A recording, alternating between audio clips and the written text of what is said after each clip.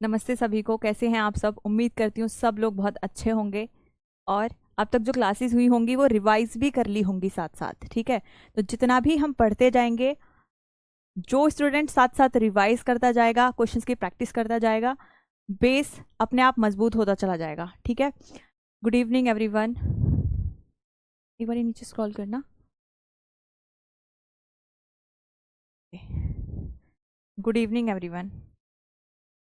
तो जो हमारी क्लासेस हो गई हैं, वहाँ से आगे हम अपना जो भी सिलेबस है उसको कवर करेंगे। उससे पहले ओके, तो जो हमारी क्लासेस चल रही थी वहाँ पे हमने क्या क्या पढ़ा था? स्कोप के बारे में हमने बात करी थी। मतलब जो हमारी पहली क्लास थी वहाँ पे परिभाषा हमने देखी थी कि जो स्टैटिस्टिक है, जो सांख्यिकी है, उसकी क्या परिभाषा है। परिभाषा से ही हमने कोशिश करी थी कि हम जाने कि एक्चुअल में सांख्यिकी हम किसको बोलते हैं। ठीक है, गुड इवनिंग एवरीवन। तो बहुत सारी परिभाषा जानी। एक परिभाषा थी हॉरास की, जिसमें बहुत सारे डिटेल पॉइंट थे, उनको भी हमने अच्छे से एक्सप्लेन करा। उसके बाद हमने स्कोप जाना है ना, हमने जाना कि कैसे प्राचीन काल में जो सांख्यिकी है सिर्फ उसका इस्तेमाल करा जाता था पॉलिटिकल अफेयर्स के लिए, यानी कि जो राजनीतिक राज्य हैं उनके लिए हम इस्तेमाल कर रहे थे। लेकिन आज का समय ऐसा है, आज का समय ऐसा है कि कोई भी क्षेत्र ऐसा नहीं रह गया है जहाँ पर हम सांख्यिकी का इस्तेमाल ना करते हों। ठीक है, तो कल की क्लास थी जहाँ पे हमने हर एक क्षेत्र के बारे में जाना था जहाँ जहाँ इस्तेमाल हो रहा है सांख्यिकी का। ओके, तो आगे हम चलते हैं। क्या क्या हमने पढ़ा? प्लानिंग की हमने बात करी थी कि जो योजनाएं हैं वहाँ पर कैसे इस्तेमाल होता है सांख्यिकी का। इकोनॉमिक्स, अर्थशास्त्र में कहाँ कहाँ इस्तेमाल हो रहा था। इसके बाद व्यवसाय, एग्जाम्पल के साथ हमने सारी चीज़ें जानी थी। उद्योग, गणित, उसके बाद जीव विज्ञान, खगोल विज्ञान, चिकित्सा विज्ञान, यहाँ पर भी हम सांख्यिकी का इस्तेमाल करते हैं। ये जो मैं अभी आपको दिखा रही हूँ, एक क्वेश्चन प्रीवियस ईयर में आया हुआ था।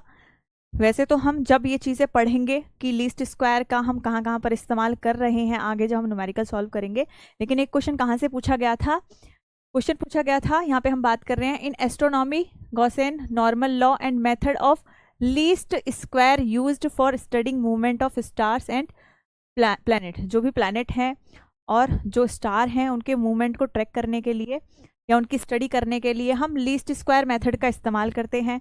अभी आप सोच सकते हो कि लीस्ट स्क्वायर मेथड क्या है, कुछ ने पढ़ा भी होगा, कोई बात नहीं, जब हम आगे पढ़ेंगे, अपने क्लासेस करेंगे, तो लीस्ट स्क्वायर मेथड भी हम डिटेल में पढ़ेंगे।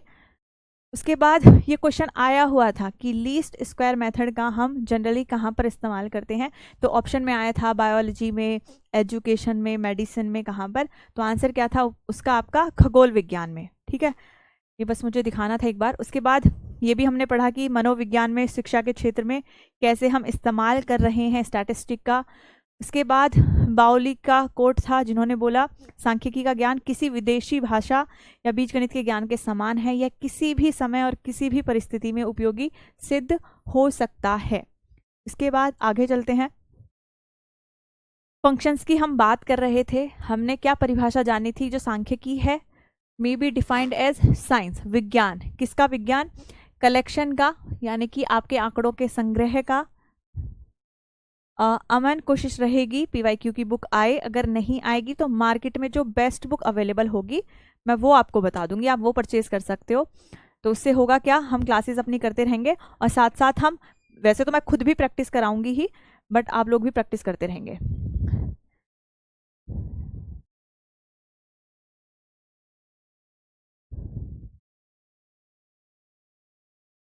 5 मिनट मैं अभी जो आपके पॉइंट्स है वो ले रही हूँ, फिर उसके बाद कंटिन्यूसली क्लास चलेगी। जो डाउट होंगे वो एक बार हम लास्ट में लिया करेंगे। प्लस टेलीग्राम पे जो ग्रुप बना है उसमें वहाँ पर आप लोग होंगे, तो एक टाइम होता है जहाँ पे आप अपने जो डाउट्स हैं उनको डाल सकते हो। तो जो इन जनरल आपके डाउट होंगे प्लीज़ वो आप ग्रुप में डालोगे, ठीक है? या फिर क्लास से थोड़ा टाइम पहले और लास्ट में हम डाउट को लेंगे। उसके बाद क्योंकि हमें सिलेबस भी अपना जल्दी से कवर करना है, हिंदी के लिए बुक जो है SP गुप्ता मैं ऑलरेडी बताया था, क्लासेस एप्लीकेशन पर भी जल्दी ही शिफ्ट हो जाएंगी। एक क्लास हो गई है शिफ्ट, क्योंकि जब स्टार्टिंग में 3 दिन यूट्यूब पर चलती है तो प्रोसेसिंग होती है, उसके बाद अब सारी क्लासेस हमारी ऐप पर ही जाएंगी। ओके, मैं एक बार और मैं इन्फॉर्म कर दूंगी, ठीक है?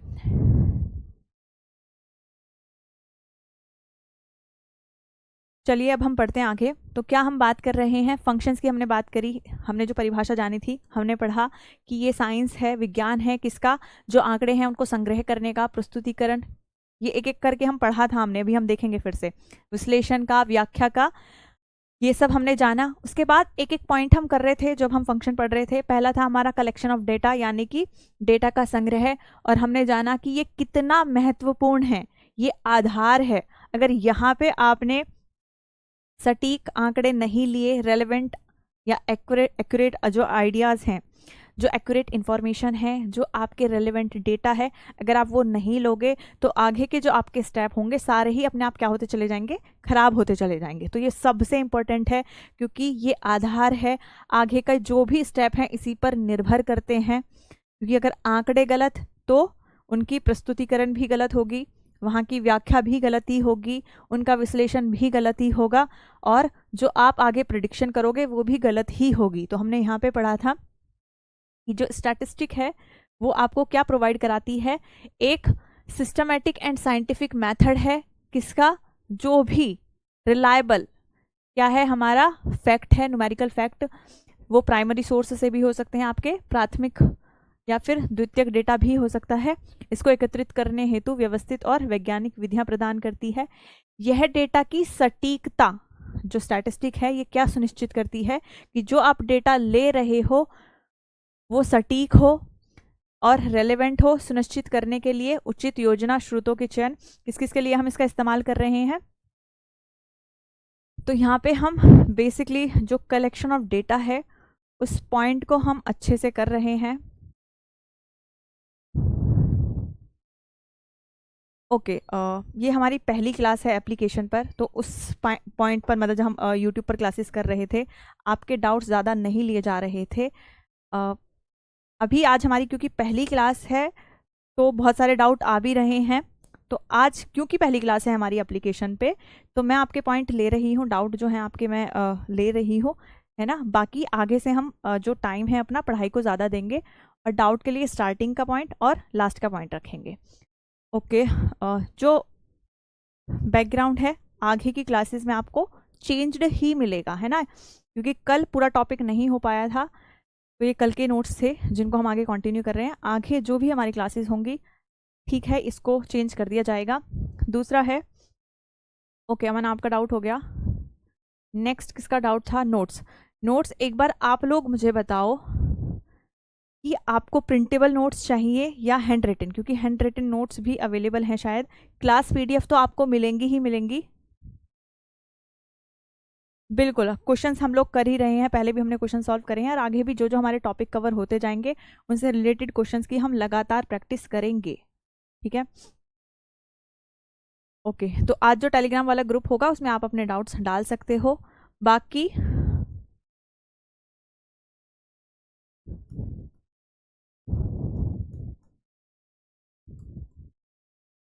टेलीग्राम पर अगर आप ये सर्च करोगे या जिस ग्रुप में आप लोग ऐड हैं वहाँ पर मैं होंगी, तो आप वहाँ पे भी अपने डाउट डाल सकते हो, ठीक है। तो इससे अच्छा होगा क्या कि जो क्लास का टाइम है हम उसको ज़्यादा अपना पढ़ाई को देंगे, क्योंकि जो बच्चे फिर लास्ट में रिकॉर्डिंग क्लासेस देखते हैं उनको प्रॉब्लम होती है। चलिए अब हम अपनी क्लास जो है उसको कंटिन्यू करेंगे। अब जो भी आपके डाउट्स होंगे मैं लास्ट में एक बार ले लूँगी, अदरवाइज आप लोग मुझे टेक्स्ट कर देना यहाँ पे। तो क्या हमने पढ़ा, हमने पढ़ा कलेक्शन ऑफ डेटा के बारे में। हमने जाना कि ये क्या है, बेस है, और जो स्टैटिस्टिक है वो क्या प्रोवाइड कराता है, सांख्यिकी किसी विशिष्ट उद्देश्य के लिए किस किस चीज़ पर ध्यान देना है कि जब हम डेटा कलेक्ट करते हैं उसके पीछे एक उद्देश्य होता है, विशिष्ट उद्देश्य होता है। उसके बाद विश्वसनीय संख्यात्मक तथ्य हमें लेने हैं, वो प्राथमिक हो सकते हैं, आपके द्वितीयक डेटा हो सकता है। एकत्रित करने हेतु व्यवस्थित सिस्टमैटिक होना चाहिए और साइंटिफिक विधियां प्रदान करती है। यह डेटा की सटीकता और प्रासंगिकता सुनिश्चित करने के लिए उचित योजना, है ना, डेटा कलेक्ट करने से पहले हम अपनी प्रॉपर प्लानिंग करेंगे, स्रोतों का चयन करेंगे। जैसे कल हमने एग्जाम्पल लिया था कि अगर हम किसी स्कूल में जाके वहाँ पे चाह रहे हैं कि बच्चों का जो एजुकेशन का लेवल है उसको हमें चेक करना है, तो हम क्लासेस में कौन कौन से बच्चे हैं जिनको सेलेक्ट करेंगे, या हम सीधा टीचर से उनके रिपोर्ट कार्ड लेंगे, है ना, टीचर्स से बात करेंगे। तो जो भी सोर्स होंगे हमारी जानकारी के वो हमें कंसिडर करना है। टेक्निक हमें देखनी है कि कौन कौन से तरीके हैं जिनसे हम जो इंफॉर्मेशन है, डेटा है, उसको कलेक्ट करेंगे। सेंसस से या फिर सैंपल से नमूना लेंगे, या फिर क्वेश्चनेयर बनाकर उसमें बहुत सारे प्रश्न लिख देंगे, उनका वो उत्तर करेंगे, या फिर स्केड्यूल हम बनाएंगे। और क्या सुनिश्चित करना है हमें, to ensure data is accurate, कि जो डेटा, जो भी इंफॉर्मेशन आप ले रहे हो वो एक्यूरेट हो और रेलेवेंट हो। जैसे कल मैं एग्जांपल लेके बता रही थी, गुड इवनिंग एवरीवन, कि अगर हम बच्चों की शिक्षा के बारे में जानना चाह रहे हैं तो क्वेश्चन भी जो हमारे होंगे वो उसी उद्देश्य से लिंक होंगे। ये नहीं कि आप बेतुके उनसे क्वेश्चंस करोगे कि आज खाना खाया नहीं खाया, कितने घंटे सोए। तो हमें जो इंफॉर्मेशन उनसे कलेक्ट करनी है वो रेलेवेंट होनी चाहिए। वो रेलेवेंट किससे होनी चाहिए, जो भी आपका उद्देश्य है, जिसके लिए आप डेटा कलेक्ट कर रहे हो। ठीक है,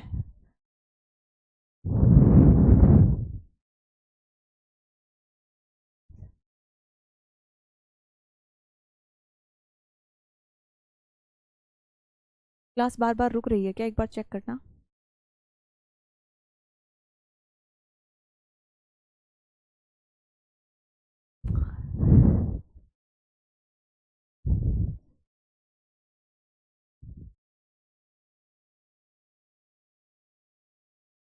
ओके तो आगे हम चलते हैं। अब जो आपके डाउट होंगे ना, मैं क्लास के लास्ट में जो भी आपके डाउट है प्लीज़ लिख दो, आप टाइप कर दो। क्लास के लास्ट में जब 5-10 मिनट बचेंगे मैं सारे डाउट ले लूँगी। ठीक है, तो अभी हम फोकस्ड होके क्लास पे ध्यान देंगे, अदरवाइज हमारा सिलेबस नहीं होने का है। ठीक है, चलिए। तो पहला है एग्जाम्पल्स, हमने पढ़ लिया। अभी क्या पढ़ा, कलेक्शन ऑफ डेटा के बारे में हमने जाना। Without proper collection further statistical work is meaningless, ये हमने जान लिया था कि अगर हम उचित तरीके से डेटा को संग्रहित नहीं करेंगे, उसका संग्रह नहीं करेंगे, आगे के जो भी हमारे वर्क होंगे स्टैटिस्टिक्स से रिलेटेड वो सब क्या है, मीनिंगलेस है। तो एक हमारा स्पष्ट उद्देश्य होना चाहिए जिसके लिए हम डेटा को कलेक्ट कर रहे हैं। ये सारे हमारे उदाहरण थे जो हमने पढ़े थे। उसके बाद सेकंड हमने पढ़ा था क्लासिफिकेशन एंड ऑर्गेनाइजेशन। जो भी डेटा है वो बहुत ज़्यादा होता है, हो सकता है उसमें से कुछ ही इंफॉर्मेशन है जिसकी हमें ज़रूरत पड़े, है ना, और हम अगर उसको ऑर्गेनाइज करेंगे, व्यवस्थित करेंगे, तो उसको पढ़ने में, समझने में भी आसानी होगी। तो हमें क्या करना है, जो कच्चा डेटा है, विशाल, बिखरा हुआ और अव्यवस्थित होता है, उसको सांख्यिकी समान मदों को समूह या श्रेणियों में वर्गीकृत करते हैं और उन्हें आसान प्रबंधन के लिए व्यवस्थित करती है। ठीक है, तो स्टैटिस्टिक किस में मदद करती है, ये पॉइंट किस में मदद करेगा, जो भी आप इंफॉर्मेशन लोगे आप उसको व्यवस्थित करोगे। ठीक है, जैसे कल मैं एग्जाम्पल ले रही थी कि अगर आप एक क्लास में गए, बहुत सारे बच्चे थे, आपने उनके मार्क्स जाने, पहले बच्चे ने बोला मेरे नंबर 20 हैं, दूसरे ने बोला 50 हैं, तीसरे ने बोला 80 हैं, तो आप एक ऑर्गेनाइज करोगे कि 10 से 20 के बीच जो मार्क्स हैं वो कितने बच्चों के हैं, 90 से 100 के बीच के जो मार्क्स हैं वो कितने बच्चों के हैं, जो औसतन मार्क हैं वो कितने हैं, वो आप तभी डिसाइड कर पाओगे जब आप उन्हें, जो डेटा है उसको व्यवस्थित करोगे। अदरवाइज आपको एक एक बच्चे के जो नंबर हैं, जो मार्क्स हैं, उनको देखना पड़ेगा। ओके,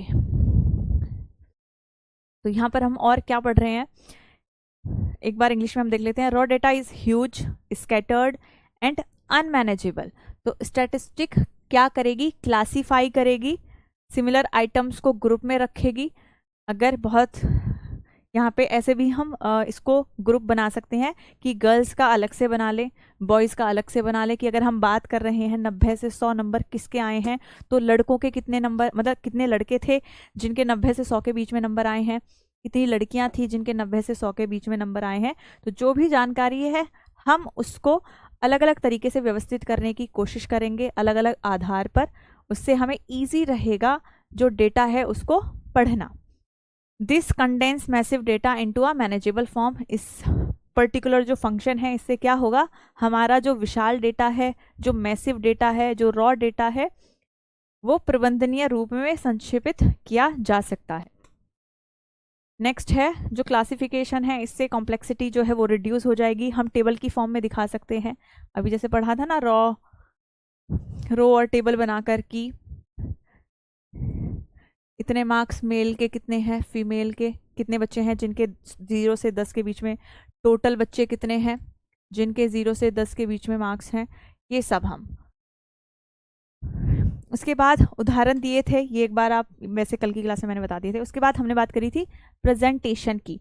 जब आपने डेटा को व्यवस्थित कर लिया, अब आप उसको प्रेजेंट करोगे, है ना, विजुअलाइज, जिसको आप मतलब इतना अच्छे से विजुअलाइज करना है, इतनी अच्छे से उसको पिक्चराइज करना है, इतने अच्छे से उसको प्रेजेंट करना है कि हम कम समय में ज़्यादा ही जो इन्फॉर्मेशन उसको ग्रैब कर पाएँ।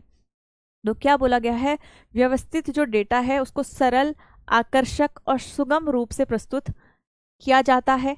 कब? जब हम डेटा को प्रेजेंट करते हैं, ताकि गैर विशेषज्ञ भी मुख्य विशेषताओं को शीघ्रता से समझ सके। एक तो ऐसे होता है कि अगर जटिल तरीके से जो डेटा है, जो जानकारी है, अगर वो है तो जो एक्सपर्ट होंगे वही उसको पढ़वाएंगे। वहीं पर अगर हम उस डेटा को अच्छे से प्रेजेंट करें, जैसे एक पाई चार्ट बना दे, इसमें हम बता दें कि जो हमारा एक्सपेंडिचर है वो कितना प्रतिशत मैं खर्च कर रही हूँ क्लॉथिंग पर, कितना खर्च मेरा हो रहा है फूड पर, कितना मेरा खर्च हो रहा है ट्रैवलिंग पर, है ना। तो इसमें क्या होगा, इसमें कोई जो नॉन एक्सपर्ट पर्सन भी होगा वो भी ग्राफ से, आपके कर्व से, पाई चार्ट से, जो भी अलग अलग मेथड्स हैं प्रेजेंट करने के डेटा को, आसानी से समझ पाएंगे। ठीक है, क्लास स्टक हो रही है क्या? परवेज आप प्लीज़ अपने एंड पर एक बार चेक करो, क्योंकि बाकी किसी का ये पॉइंट नहीं आ रहा है कि क्लास रुक रही है। शायद आपकी तरफ नेटवर्क का कोई इशू है। तो हमने क्या बात करी है, organise data is presented in simple, सरल, अट्रैक्टिव एंड अंडरस्टैंडेबल फॉर्म में हमको उसको दिखाना है, ताकि जो नॉन एक्सपर्ट लोग हैं वो भी ग्रेस्प कर पाए कि क्या फीचर हैं डेटा के, क्या क्या चीज़ें हैं। आप टेबुलर प्रेजेंटेशन दिखा सकते हो, उसके बाद डायग्रामेटिक या बार डायग्राम, पाई चार्ट और अलग अलग जो मेथड्स हैं, ये हम जब डिटेल में पढ़ेंगे तो देखेंगे कि कैसे हम डेटा को प्रेजेंट करते हैं इनकी मदद से। ओके, उसके बाद it gives special emphasise on visual presentation. किस पर ज़्यादा फोकस रहता है यहाँ पे, हमारी विजुअल प्रेजेंटेशन पर। जब आप बजट पढ़ोगे कभी भी, नॉर्मली बजट सर्वे हमारा तो सब्जेक्ट ही रहता है सबका, तो आप देखना कि कितना कलरफुल वो रहेगा, कितने बहुत सारे ग्राफ, पाई चार्ट, अलग अलग जो कंसेप्ट हैं वो बड़े सुंदर तरीके से समझाए जाते हैं। तो विजुअल प्रेजेंटेशन मैटर करती है किसके लिए, आपके कंपैरिजन के लिए और कॉम्प्रीहेंशन के लिए। नेक्स्ट एग्जाम्पल्स हमने ये सारे पढ़ लिए थे। बात हो रही थी किसकी, एनालिसिस ऑफ डेटा की, विश्लेषण की हमने बात करी थी कि आपने डेटा को कलेक्ट कर लिया, उसको ऑर्गेनाइज, व्यवस्थित कर लिया, उसको आपने प्रस्तुत भी कर दिया, प्रेजेंट भी कर दिया। अब हम क्या करेंगे, हम उसका विश्लेषण करेंगे, और विश्लेषण के बाद क्या आती है, व्याख्या। तो विश्लेषण अगर हम कर रहे हैं, क्या दिखा रहा है, statistic applies various mathematical and statistical tools to extract hidden pattern, है ना, hidden pattern, relationship and characteristics from the presented data. जो भी डेटा आपको दिया जाएगा, अगर जिसको विश्लेषण करना नहीं आता वो उसको एज अ पिक्चर ऐसे कुछ ही देखेगा, लेकिन उसमें बहुत सारी ऐसी इंफॉर्मेशन होती है जो छुपी होती है। तो अगर हम उसको अच्छे से एनालाइज करेंगे, अगर हम उसे अच्छे से एनालाइज करेंगे तो ही हम जो हिडन पैटर्न है, जो विशेषताएं हैं, जो भी चीज़ आप दिखा रहे हो उनके बीच में क्या संबंध है, उनको आप तभी जान पाओगे जब आप उनका विश्लेषण करोगे। ठीक है, तो विश्लेषण की मदद से हमें हिडन पैटर्न पता चल जाते हैं, जो संबंध है वेरिएबल्स में, चर में, जो जिनकी भी आप बात कर रहे हो उनके बारे में पता चलता है, और विशेषताएं पता चलती हैं। This includes measure of central tendency, हम आगे पढ़ेंगे। केंद्रीय प्रवृत्ति हम जानेंगे, डिस्पर्जन, स्क्यूनेस, कोरिलेशन, ये सारे ही हमारे आगे के टॉपिक हैं जिनको हम पढ़ने वाले हैं, और इन्हीं की मदद से हम क्या करते हैं, विश्लेषण करते हैं।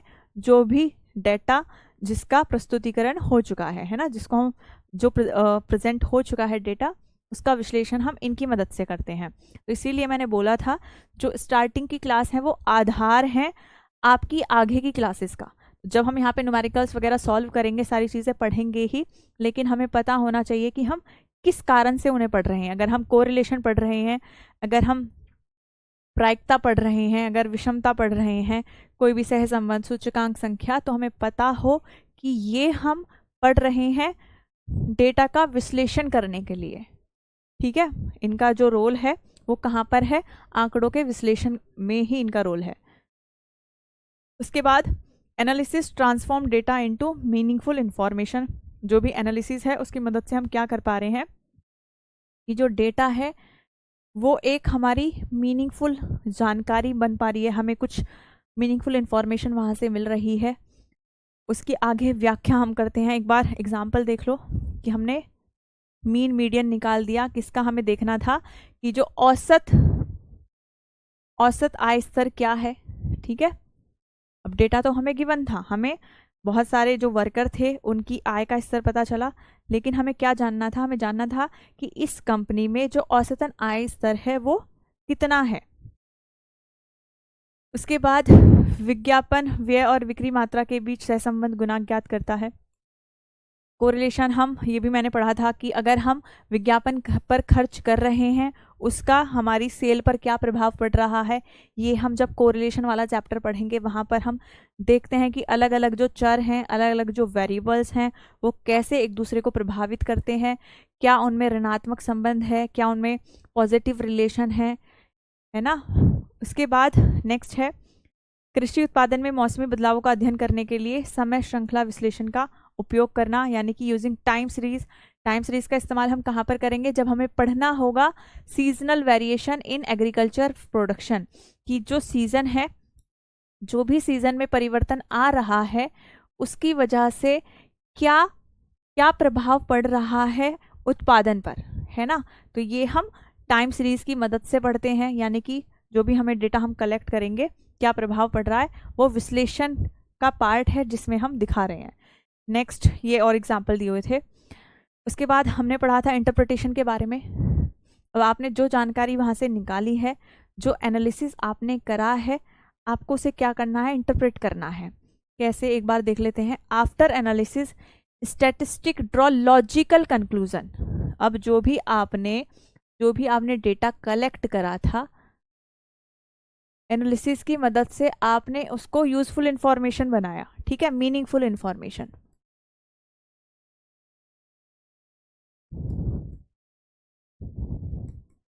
मीनिंगफुल इंफॉर्मेशन थी।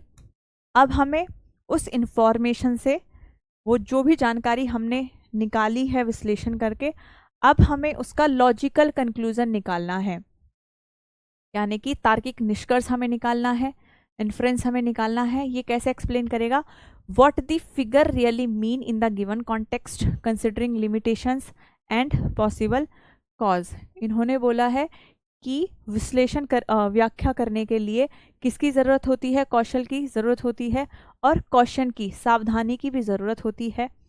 ठीक है, आपने जो डेटा था उसको इंटरप्रेट करके, विश्लेषण करके आपने जानकारी, मीनिंगफुल जानकारी जो निकाली है। अब कोई स्किल वाला इंसान या जो बिना गलती के बहुत क्वेश्चन से, बहुत सावधानी से अगर उसकी व्याख्या करेगा तो वो क्या है, आपका लॉजिकल कंक्लूजन आप निकाल रहे हो। जैसे हमने क्या पढ़ा था, after analysing sales data showing a 15% rise. हमने कोरिलेशन देखा इसके बीच का, जो हम एक्सपेंडिचर कर रहे थे विज्ञापन पर, है ना, विज्ञापन पर जो हम खर्च कर रहे थे उसका हम प्रभाव किस पर देख रहे थे, सेल्स पर देख रहे थे। तो अगर हमने पढ़ा कि after analysing sales data showing a 15% rise, तो हमें पता होना चाहिए कि किस कारण से ये जो राइज है आया है, क्या इसके पीछे जो कारक था ये एक्सपेंडिचर ही है या फिर कीमतें कम हो गई थी जिसकी वजह से सेल ज़्यादा हो गई थी। तो ये सब क्या कर रहे हो आप, इंटरप्रेट कर रहे हो, जो भी मीनिंगफुल इंफॉर्मेशन आपसे निकाली थी आप उसको कंक्लूड कर रहे हो। ठीक है, तो यहाँ पर हम क्या पढ़ रहे हैं, बिक्री के आंकड़ों का जो विश्लेषण करने पर, जिसमें हमने क्या जाना था कि 15% की वृद्धि दिखाई दी है, यह निष्कर्ष निकाला गया है कि यह वृद्धि प्रभावी विपणन अभियान के कारण है, केवल मूल्य में कमी के कारण नहीं। ठीक है,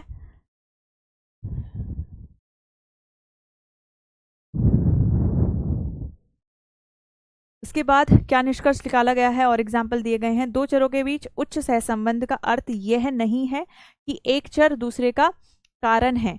गलत सहसंबंध का उदाहरण, गर्मियों में आइसक्रीम की बिक्री और डूबने की घटनाएं दोनों में वृद्धि होती है।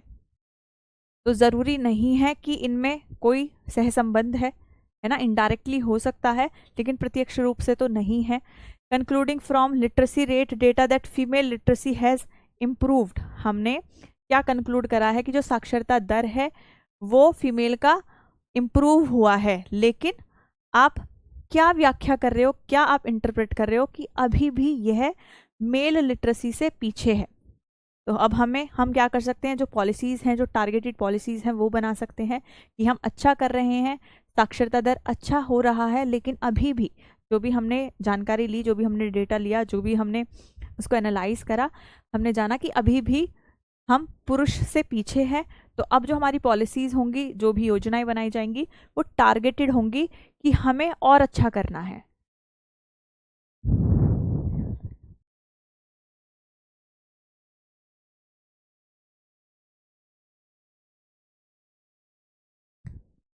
कंपैरिजन, अब बात आती है कंपैरिजन की।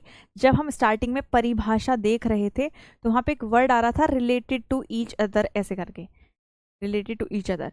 तो उसमें हमने पढ़ा था कि जो भी आप जानकारी बटोरोगे, जो भी आप डेटा कलेक्ट करोगे, वो ऐसा होना चाहिए जिसको हम कंपेयर कर सकें, है ना, जिसकी हम तुलना कर सकें। जैसे हमने एक दुर्घटना वाला एग्जाम्पल लिया था कि अगर हम बोलें एक दिन में इस जगह पर ये एक दुर्घटना हुई है, उसको हम स्टैटिस्टिक सांख्यिकी नहीं मानते हैं।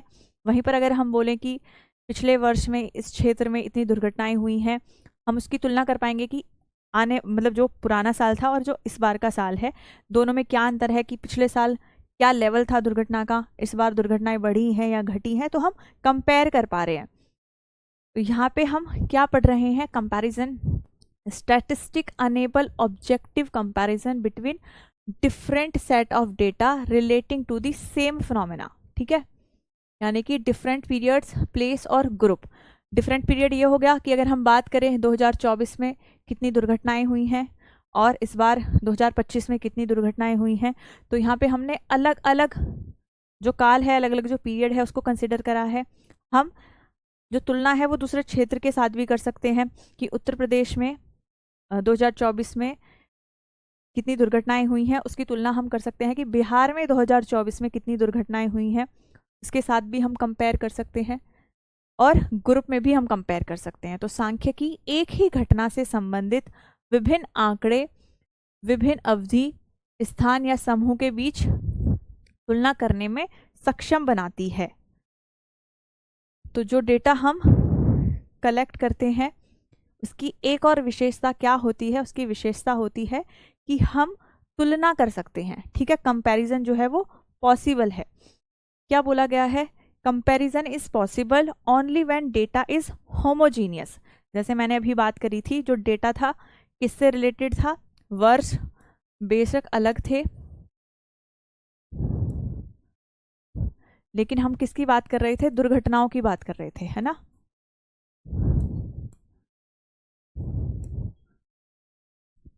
कि इस वर्ष यूपी में कितनी दुर्घटनाएं हुई हैं और 2025 में, ठीक है, जो हम कंपैरिजन कर रहे हैं 2024 का 2025 का, एक तो अवधि के बेसिस पर कर रहे थे कि हम यूपी का ही करें 2024 का 2025 का, या फिर अगर हम बात कर रहे हैं कि हम दूसरे राज्य से कंपेयर कर रहे हैं तो एक ईयर कोई ऑप्ट कर लो कि 2024 में यहाँ पे कितनी दुर्घटनाएं हुई हैं और बिहार में 2024 में कितनी दुर्घटनाएं हुई हैं। उन्होंने क्या बोला है कि जो डेटा होना चाहिए वो होमोजीनियस होना चाहिए और प्रेजेंटेड इन रिलेटिव टर्म, या तो रेशियो में, या तो परसेंटेज में, या फिर आपके इंडेक्स नंबर में। तुलना तभी संभव है जब आंकड़े समरूप हों और उन्हें सापेक्षिक रूप से प्रस्तुत किया जाए। एग्जाम्पल क्या क्या बोला गया है कि अगर हम कंपेयर कर रहे हैं किसको, per capita, comparing per capita income of Delhi versus Uttar Pradesh using index number. हम इंडेक्स नंबर की मदद से क्या देख रहे हैं कि जो पर कैपिटा इनकम है वो आपकी दिल्ली में कितनी है और यूपी में कितनी है। ठीक है, तो हम क्या कर रहे हैं, कंपेयर कर रहे हैं।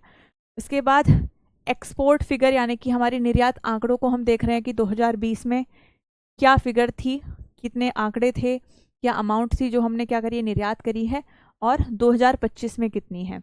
वैसे ही कंपेयर कर रहे हैं हम किसको, डेथ रेट को, कहाँ पर, रूरल वर्सेस अर्बन एरिया में। ठीक है, तो ये कंपैरिजन, अगर यहाँ पे डेथ रेट की हम बात कर रहे हैं तो रूरल में भी हम डेथ रेट ही देख रहे हैं और अर्बन एरिया में भी हम डेथ रेट ही देख रहे हैं। उसके बाद नेक्स्ट था हमारा फोरकास्टिंग एंड प्रिडिक्शन। तो जितने भी हमने स्टेप अभी पढ़े हैं, उसके बाद लास्ट हमारा फंक्शन आता है फोरकास्टिंग का एंड प्रिडिक्शन का, पूर्वानुमान और भविष्यवाणी। तो क्या बोला है, using past and present data.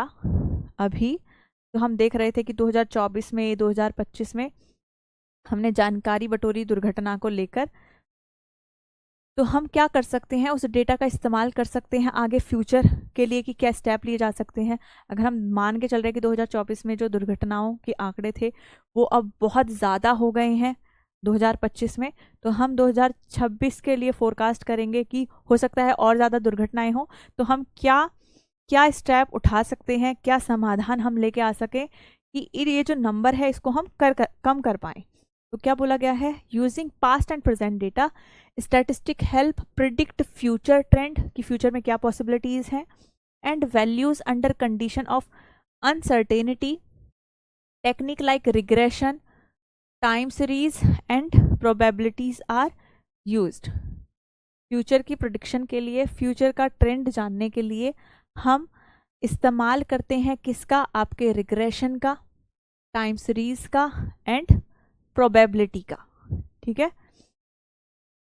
Okay, Hindi में एक बार देख लेते हैं। सांख्यिकी अतीत और वर्तमान के आंकड़ों का उपयोग करके अनिश्चितता की स्थितियों में भविष्य के रुझानों और मूल्य की भविष्यवाणी करने में क्या करती है, मदद करती है।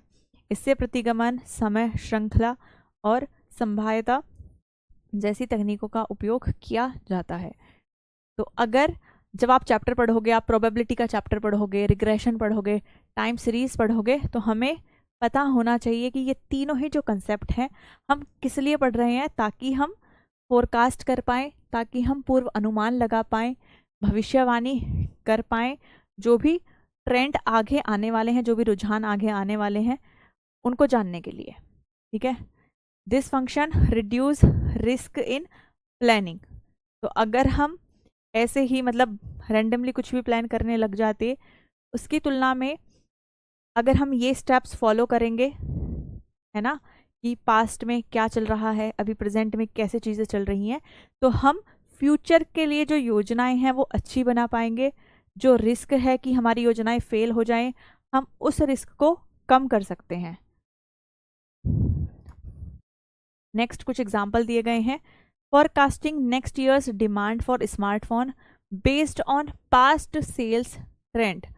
अगर हम अपने पास्ट ट्रेंड को देखें, अगर हम जाने कि 2-3 साल का हमने डेटा कलेक्ट करा, ठीक है, 2 से 3 साल का हम डेटा कलेक्ट कर रहे हैं, और हम क्या देख रहे हैं कि जब न्यू ईयर आता है, जब न्यू ईयर आता है या कोई भी फेस्टिवल, ठीक है, कोई भी जब फेस्टिवल आ रहा है, उस टाइम पर जो स्मार्टफोन है उनकी बिक्री ज़्यादा हो रही है, तो हम फ्यूचर में कोशिश कर सकते हैं कि जो स्टॉक है अपना, जब भी कोई त्यौहार आने वाला हो तो अपना स्टॉक है उसको बढ़ा दें।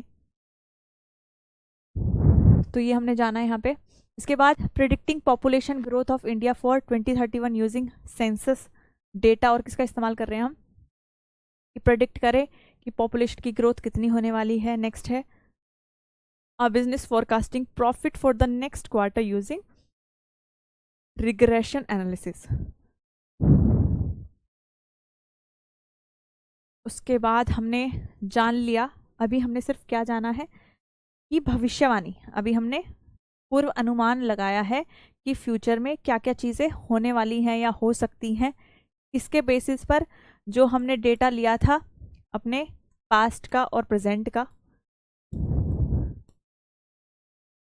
पास्ट एंड प्रेजेंट के डेटा से हमने पूर्व अनुमान लगाया, भविष्यवाणी करी कि आगे क्या ट्रेंड रहेगा किसी भी फील्ड में, तो हम क्या कर सकते हैं, हम अपनी पॉलिसीज फॉर्मुलेट कर सकते हैं, हम अपने डिसीजंस अच्छे से ले सकते हैं,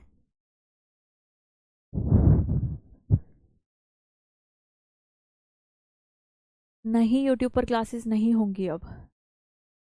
तो क्या बोला गया है, सांख्यिकी की सरकार, और अभी ऑलरेडी हमने पढ़ लिया कि ऐसा नहीं है कि सिर्फ सरकार ही इस्तेमाल करेगी सांख्यिकी का, स्टैटिस्टिक का।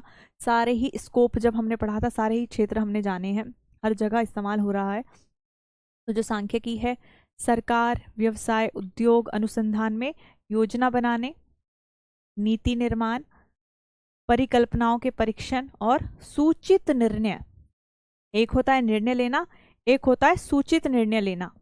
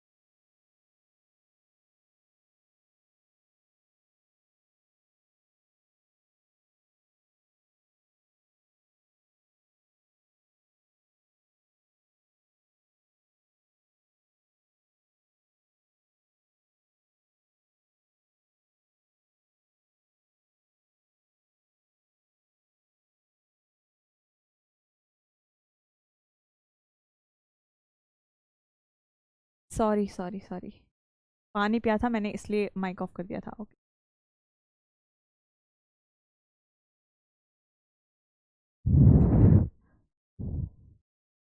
ठीक है, हम यहाँ पे थे, हम बात कर रहे थे कि जो भी हमने पहले स्टेप किए हैं, चाहे हमने, अभी आवाज आ रही होगी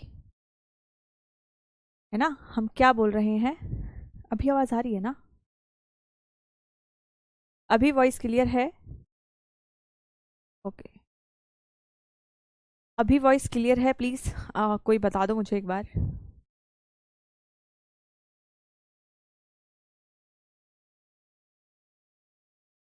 ओके प्रवेश, तो हमने क्या पढ़ा, फॉर्मुलेशन ऑफ पॉलिसीज। आपके जो भी फंक्शन थे, कहाँ से, डेटा कलेक्ट करने से लेकर, और ट्रेंड जानना, प्रिडिक्शन करना, पूर्व अनुमान लगाना, यहाँ तक के जितने भी स्टेप थे वो हमने क्यों करे हैं, क्योंकि हम किसी भी क्षेत्र में हो, किसी भी क्षेत्र में हो, हमें नीति निर्माण करना था, हमें डिसीजंस लेने थे, हमें क्या लेना था, निर्णय लेना था।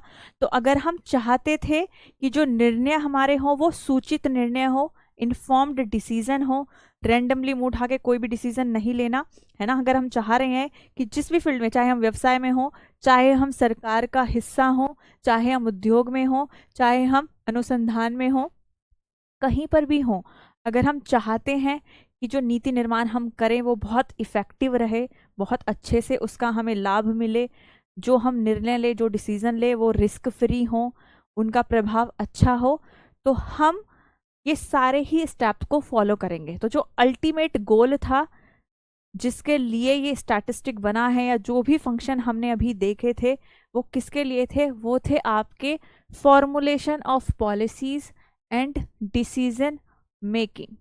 ठीक है, तो statistic provide a scientific basis for planning, policy formulation, testing hypothesis, taking informed decision in government, business, industry, research, कहीं भी आप हो। तो this is the ultimate objective, अगर क्वेश्चन ऐसे आता है,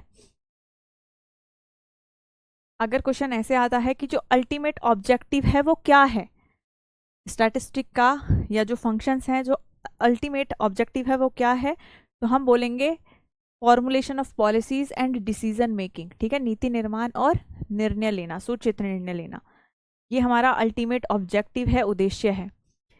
क्या बोला गया है? Government using national income statistic and poverty estimates for formulating 5-year plan और वेलफेयर स्कीम।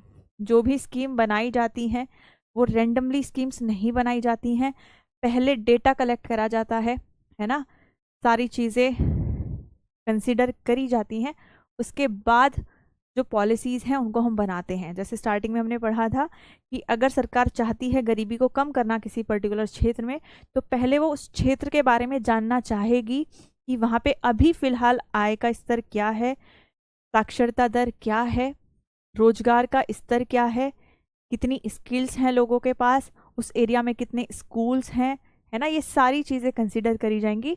उसके बाद ही पॉलिसी बनाई जाएगी कि जिस चीज़ की वहाँ पर कमी होगी उस चीज़ को वहाँ पर प्रमोट किया जाए। तो सरकार जो पंचवर्षीय योजनाएं और कल्याणकारी योजनाएं जो भी हैं उनको तैयार करने के लिए राष्ट्रीय आय के आंकड़ों और गरीबी के अनुमानों का उपयोग करती है। बिना आंकड़ों का इस्तेमाल करे पॉलिसीज जो बनाएंगे वो इफेक्टिव या कारगर साबित नहीं होंगी।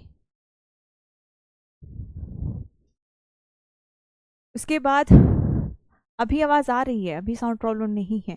उसके बाद क्या है? A company using quality control chart, ये भी क्या है? Statistical process control to decide whether to accept और reject a production lot. Company क्या करेगी? जैसे हम कल पढ़ रहे थे कि बिस्किट की कोई फैक्ट्री है, 10,000 वहाँ पे बिस्किट के पैकेट हैं, हम सिर्फ जो 100 पैकेट हैं उनको देख रहे हैं, है ना। तो जो यहाँ पे निर्णय लिए जाएंगे, जो भी डेटा कलेक्ट होगा, बताया जाएगा कि ये पैकेट है, इसमें मतलब एक कार्टून है, एक बॉक्स है, इसमें इतने सारे पैकेट हैं बिस्किट के और इसमें से 50% जो है वो ख़राब हैं। उसके बाद निर्णय लिया जाएगा कि आप जहाँ पर सिर्फ 50% ही जो पैकेट हैं वो सही हैं, क्या आप उसको एक्सेप्ट करोगे या उस बॉक्स को रिजेक्ट कर दोगे, उसको साइड हटा दोगे, उसको आगे बाजार में फॉरवर्ड नहीं करोगे। तो ये सारे निर्णय जो हैं किसके बेसिस पर लिए जा रहे हैं? आपके जो भी आंकड़े आपने कलेक्ट करे थे उनके बेसिस पर।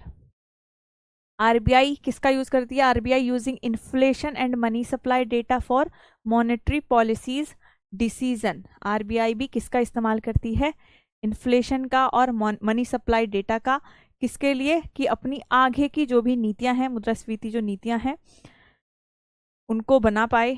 नेक्स्ट है testing on new drugs effectiveness using statistical hypothesis testing before approval. हम नल हाइपोथेसिस, अल्टरनेटिव हाइपोथेसिस, ये सारी चीज़ें पढ़ते हैं कि हमें रिजेक्ट करना है, उसको एक्सेप्ट करना है। वहाँ पे एरर होती हैं, टाइप 1 एरर, टाइप 2 एरर। कौन सी एरर है जो ज़्यादा खतरनाक होती है ना। अलग अलग फील्ड में अलग अलग एरर को माना जाता है कि टाइप 1 एरर ज़्यादा बेकार है या टाइप 2 एरर। तो ये हम अच्छे से डिटेल में पढ़ेंगे, बट हम यहाँ पे क्या पढ़ रहे हैं कि जो भी स्टेप हमने लिए थे पहले, उनके बिहाफ पर ही हम नीति का निर्माण करेंगे। हम डिसाइड करेंगे कि कैसे हमें अपने निर्णय लेने हैं। उसके बाद बात आती है लिमिटेशन की। तो जब हम सीमाएं पढ़ेंगे, तो अगर हमने स्टार्टिंग में स्कोप जाना था, पूरी परिभाषा को अच्छे से जाना था, तो परिभाषा से ही बहुत सारी जो सीमाएं हैं वो निकल जाती हैं। ठीक है, तो अगर आपको परिभाषा अच्छे से पता है या किस चीज़ों को हम सांख्यिकी बोलेंगे, अगर आपको इतना अंतर पता है तो सीमाएं आपके लिए आसान हो जाएंगी। पहला है statistic does not study qualitative phenomena. हमने जब डेफिनेशन पढ़ी थी, जब हमने स्टैटिस्टिक के बारे में जाना था, सांख्यिकी के बारे में जाना था, हमने बोला था कि यहाँ पे हम न्यूमेरिकल जो डेटा है, जब हम 2 सेंस में परिभाषा पढ़ रहे थे या स्टैटिस्टिक को जान रहे थे, वहाँ पे एक परिभाषा क्या थी कि हमने सांख्यिकी को क्या माना है? न्यूमेरिकल डेटा या स्टैटिस्टिकल डेटा। तो वहाँ पे सिर्फ नंबर की ही बात हो रही थी। क्वेश्चंस मैं लेके आई हूँ, बट मुझे टॉपिक भी क्लियर कराना है। क्वेश्चंस मैं लेके आई, जितना भी हमने पढ़ाया है उससे रिलेटेड क्वेश्चंस हैं, और ये वो क्वेश्चंस हैं जो आए हुए हैं पेपर में, ठीक है। कुछ क्वेश्चंस आए हुए हैं, कुछ मैं प्रैक्टिस के लिए लेके आई थी, तो क्वेश्चंस थे, बट एक बार आप पढ़ लो। जब भी टॉपिक क्लियर होगा, ये बिल्कुल सुनिश्चित है, या हम बोल सकते हैं कि बिल्कुल आपको क्वेश्चंस कराए जाएंगे, है ना। तो क्वेश्चंस होंगे, जब भी हमारा कंसेप्ट होगा हम क्वेश्चंस को सॉल्व करेंगे। तो क्या हमने पढ़ा कि पहली सीमा क्या है, statistic does not study qualitative phenomena. यहाँ पर हम सिर्फ नंबर्स की बात करते हैं, हम यहाँ पर क्वालिटी जो है उसको कंसिडर नहीं करते हैं। तो statistic deals exclusively with numerical data, quantitative phenomena that can be measured, जिसको हम मेजर कर सकते हैं, एक्सप्रेस कर सकते हैं किसमें, नंबर्स में, ठीक है। It can not be applied directly to, कहाँ पर अप्लाई नहीं हो सकता है, आपके क्वालिटेटिव एट्रीब्यूट, कोई कितना सुंदर है, कितना मोटा है, पतला है, ऐसी चीज़ें हम स्टैटिस्टिक में कंसिडर नहीं कर सकते हैं, है ना। और नॉन मेजरेबल करेक्टरिस्टिक्स, कुछ करेक्टरिस्टिक्स ऐसी हो सकती हैं कि जिनको हम नंबर्स में मेज़र ही नहीं कर सकते। तो एक ये इसकी सीमा हो गई कि सांख्यिकी में हम जो भी डेटा लेंगे, जो भी जानकारी लेंगे, वो कैसी होनी चाहिए, क्वांटिटेटिव होनी चाहिए, ठीक है, क्वांटिटेटिव होनी चाहिए। तो सांख्यिकी केवल संख्यात्मक डेटा से संबंधित है, इसे गुणात्मक गुणों या अमापनीय विशेषताओं पर सीधे लागू नहीं किया जा सकता है। तो जैसे ब्यूटी हो गया, यानी कि सौंदर्य, ईमानदारी, बुद्धिमान, स्वास्थ्य, कल्याण, गरीबी जैसी गुणवत्ता घटनाओं में संख्यात्मक मापनीयता की कमी होती है, इसलिए वे सांख्यिकी के प्रत्यक्ष दायरे से बाहर हैं। जीवन स्तर में सुधार हुआ है या लोग स्वस्थ हैं जैसे कथन जब संख्याओं में परिवर्तित ना किए जाएं, सांख्यिकी नहीं कहलाते, जब तक हम इनको नंबर्स में नहीं डिफाइन करेंगे। जैसे अगर हम बात करें इंटेलिजेंस की, तो हम नहीं बता सकते कौन ज़्यादा इंटेलिजेंट है, कौन कम इंटेलिजेंट है, लेकिन अगर हम IQ स्कोर दे तो हम मेज़र कर सकते हैं, है ना। तो अगर क्वालिटेटिव कोई चीज़ है, उसको हम नहीं स्टैटिस्टिक में इन्वॉल्व कर सकते। पहले हमें क्या करना पड़ेगा, हमें किसी भी तरीके से, चाहे स्केल से, किसी भी रूप में उसको नंबर्स में दर्शाना पड़ेगा, उसके बाद ही हम स्टैटिस्टिक उसको मान सकते हैं। इसके बाद एग्जाम्पल दिया है, इंटेलिजेंस कैन नॉट, बुद्धिमत्ता का प्रत्यक्ष अध्ययन नहीं किया जा सकता है, लेकिन इसे बुद्धि भागफल IQ अंकों के माध्यम से परखा जा सकता है, जो इस गुण के लिए एक मात्रात्मक प्रतिरूप के रूप में कार्य करता है। नेक्स्ट है, statistic does not study individuals, it does only with aggregates, है ना। जब हम बात कर रहे थे एक व्यक्ति की दुर्घटना, मेरे पास इतने पैसे, जो एक इंडिविजुअल डेटा है उसको हम कंसीडर नहीं करते हैं, किसमें, स्टैटिस्टिक में। हम बात किसकी करते हैं, एग्रीगेट की, एवरेज की, कि इतने मतलब एक साल में इस क्षेत्र में कितने लोगों की दुर्घटना हुई है, इस क्षेत्र में मतलब एक परिवार है उसमें कितने लोग हैं, उनका आय का स्तर क्या है, तो औसतन आय हम उसकी निकाल रहे हैं। तो ये सारी चीज़ें हम इसमें कंसिडर करते हैं। सांख्यिकी का संबंध तथ्यों के समूह या समुच्चयों से है जो एक दूसरे के संदर्भ में रखे जाते हैं। एक अकेला पृथक आंकड़ा या व्यक्तिगत अवलोकन सांख्यिकी रूप से अर्थहीन होता है, क्योंकि इसमें तुलनात्मक का अभाव होता है। यहाँ पर हम क्या नहीं कर सकते, यहाँ पर हम इनको कंपेयर नहीं कर सकते, ठीक है। तो एक ये इसकी सीमा हो गई। महाराज ने क्या बोला है, statistic involve an aggregate of fact affected to a market extend by, पढ़कर आए थे ना सारी जो भी डेफिनेशन थी, एक एक पॉइंट को हमने एक्सप्लेन करा था। तो इन्होंने क्या बात करी है कि ये एग्रीगेट है फैक्ट्स का। उसके बाद उदाहरण क्या दिया है, किसी एक वस्तु की कीमत, किसी एक फर्म का लाभ या किसी एक व्यावसायिक प्रतिष्ठान का जो उत्पादन क्या है वो सांख्यिकी नहीं है, अनरिलेटेड एंड इनकम्पेरेबल है। उसके बाद और एग्जाम्पल दिए हैं, however the average price of several commodity, the average profit, population figure compared across years countries do constitute statistic। जहाँ पे भी एवरेज आ जाएगा, जहाँ पे भी एवरेज, एग्रीगेट ये वर्ड्स आ जाएंगे, उनको ही हम स्टैटिस्टिक मानेंगे। कोई भी व्यक्तिगत जो आंकड़ा होगा, सिंगल यूनिट जो होगी डेटा की, उसको हम कंसीडर नहीं करते हैं स्टैटिस्टिक में, ठीक है। Population of a country in 1 year is statistically useless without comparative data. अगर हम बात करें कि एक साल में जो जनसंख्या है वो कितनी है, वो स्टैटिस्टिकली रिलेवेंट नहीं है जब तक हम कंपेयर ना करें उसका किसी दूसरी कंट्री के साथ, है ना, किसी दूसरी कंट्री के साथ या उसी कंट्री के किसी दूसरे वर्ष के साथ। This is described as a serious limitation. ये क्या है, एक गंभीर सीमा के रूप में वर्णित किया जाता है। As statistic focuses on group characteristics rather than individual case. तो एक सीमा ये हो गई इसकी। नेक्स्ट है statistical laws are not exact, they are true only on average. तो भी हम यहाँ पर नियम देखते हैं, वो अगर हम इंडिविजुअल तरीके से उन्हें देखने लग जाएं या कम नंबर पर अगर हम स्टडी करें तो वो सही नहीं बैठते। वो किस पर सही बैठेंगे, सिर्फ एवरेज पर। हम बोलते हैं कि अगर हम सिक्का उछालेंगे तो हेड आने के चांसेस कितने होते हैं, 1/2, और टेल आने की जो चांसेस होते हैं कितने, 1/2। अगर मैं बोलूँ कि मैं 10 बार कॉइन उछाल रही हूँ, क्या ये सुनिश्चित है कि 5 बार ही मेरा हेड आएगा? नहीं, हो सकता है कि 8 बार हेड आ जाए, हो सकता है 1 बार हेड आ जाए। तो अगर कम नंबर पर हम स्टैटिस्टिक देखते हैं तो वो सटीक नहीं बैठती। जो लार्जर नंबर है वहाँ पर they are true only on average, और वो भी बहुत बड़े स्तर का। तो unlike the exact universal laws of mathematic और physical science, statistical laws are मतलब प्रोबेबिलिटी है वहाँ पर, वो क्या है, सटीक नहीं है। जैसे हम पढ़ते हैं कुछ यूनिवर्सल लॉज हम जानते हैं मैथ्स में या साइंस में, वो यूनिवर्सल है, कहीं भी उनका जो इस्तेमाल होगा उनका जो रिजल्ट है वो सेम ही रहेगा।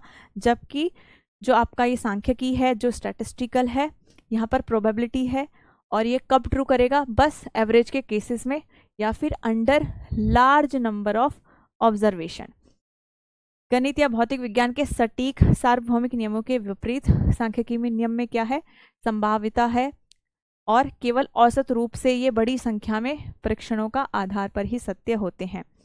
तो क्या एक्सप्लेन करा गया है, results depend on chance factors and the law of large numbers, small samples can deviate. अगर हम कम सैंपल पर कोई स्टडी करेंगे तो हो सकता है जो हमारे रिजल्ट हैं वो सटीक ना आए, ठीक है। डेविएट सिग्निफिकेंटली, जो रिलायबिलिटी है वो बढ़ती है।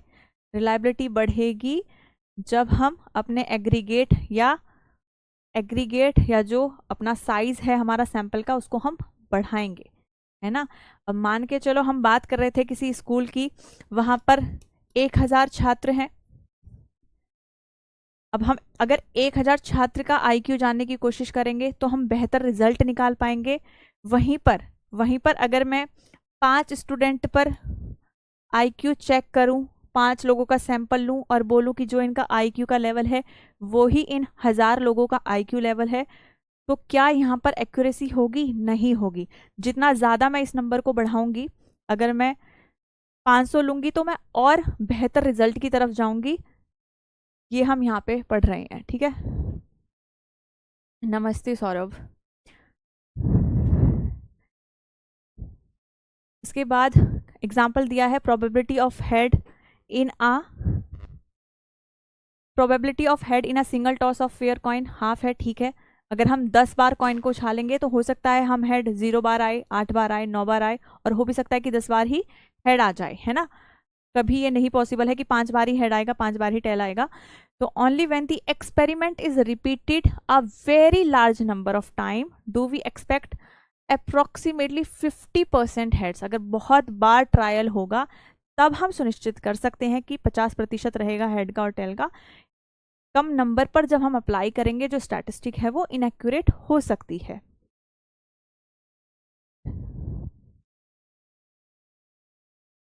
SP गुप्ता मैंने बुक बता दी है, प्लीज़ आप क्लास थोड़ा लेट से ज्वाइन करें, मैंने स्टार्टिंग में ही आपको बता दिया था, ठीक है। कल की क्लास में जो और 1-2 लिमिटेशंस हैं उनको पढ़ेंगे, और जो क्वेश्चंस हैं अब तक जितना हमने पढ़ा है, PYQs जो हैं और जो प्रैक्टिस है वो हम अगली क्लास में करेंगे। थैंक यू सो मच, मिलते हैं नेक्स्ट क्लास में।